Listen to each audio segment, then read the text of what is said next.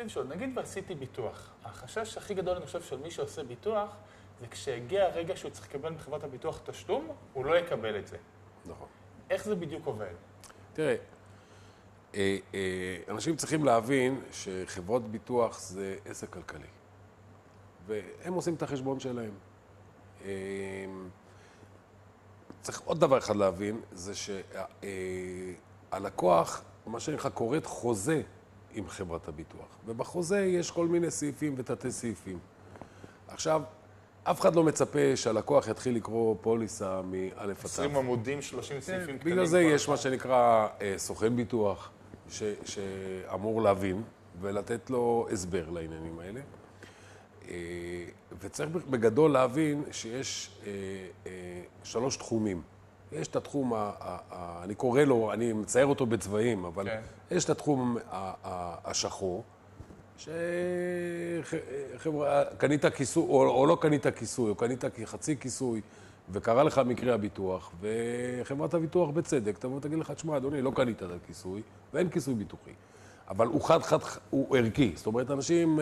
זה ברור לגמרי. ברור לגמרי. אתה קנית פוליסת בריאות, ולא קנית אובדן כושר עבודה, וקרה לך מקרה שזה קשור לאובדן כושר עבודה, אז אתה לא יכול לקבל פיצוי. בצד השני, יש את התחום הלבן. התחום הלבן זה קנית מוצר, קנית פוליסה, חברת הביטוח לא צחק איתך, אם אתה עונה לכל הקריטריונים, אתה תקבל את הפיצוי, ואתה תקבל אותו בזמן ומהר, והכל בסדר. זאת אומרת שאם קנית כיסוי לבעיה מסוימת, נגיד לגנבת רכב, גנבו רכב, אין משחקים. אין משחקים, אתה תקבל את הכסף, ואף אחד לא הולך לשחק איתך משחקים. אז חשוב שאתה מבהיר את זה, כי אנשים, יש להם אולי אבל בלבול... איפה מתחילה הבעיה? הבעיה מתחילה בתחום האפור.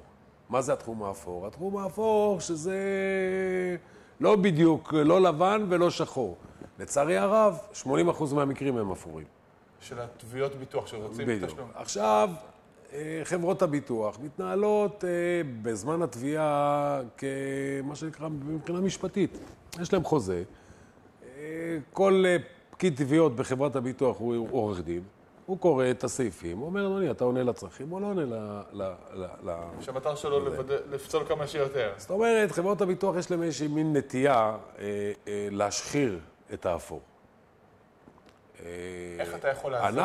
אנחנו, גם סוכני ביטוח, ולמען האמת, גם מערכת המשפט איפשהו, די מלבינה את האפור. זאת אומרת, היא נוטה לכיוון הלקוח. אבל חשוב מאוד לדעת שכשבוחרים סוכן ביטוח, צריך לדעת אם עומד מאחריו מה שנקרא ארסנל מקצועי, גם מבחינה בנושא משפטי, או שהוא מחזיק לעצמו איזשהו יועץ משפטי שייתן, מה שנקרא בזמן התביעה, ידע להתמודד. לענות מול חברת הביטוח, כי הרי זה לא, מה שנקרא, אין פה משחק הוגן. אם לקוח שהוא לא עורך דין, מדבר עם עורך דין בנושאים משפטיים. אז אין לו הרבה סיכוי להצליח. אין לו הרבה סיכוי להצליח. פה אני נוגע בנושא הביטוח הישיר. אני פה זורק איזשהו הערה לביטוח הישיר. זה חשוב מאוד. כי לקוח, כשהוא פונה לביטוח הישיר, ואם הוא לא עורך דין, אז הוא בבעיה. כשהוא בא לסוכן ביטוח שיש לו מאחוריו, מה שנקרא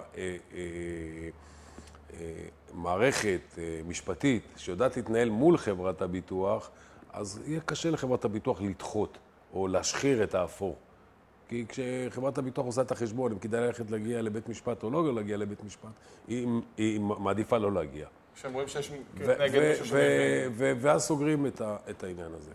אתה יודע, זה מאוד חשוב מה שאתה אומר, כי בעצם זה אומר שצריכים כסוכן ביטוח בהתחלה לבחור מישהו שמראש ידע איפה הפוליסה מכסה, אם היא בתחום האפור, הלבן או השחור, מראש להתאים את זה, ואז מונים הרבה צרות, אבל אם כבר יש את הצרה, אז שידע להתמודד עם חברת הביטוח ולהשיג מהם את המקסימום האפשרי.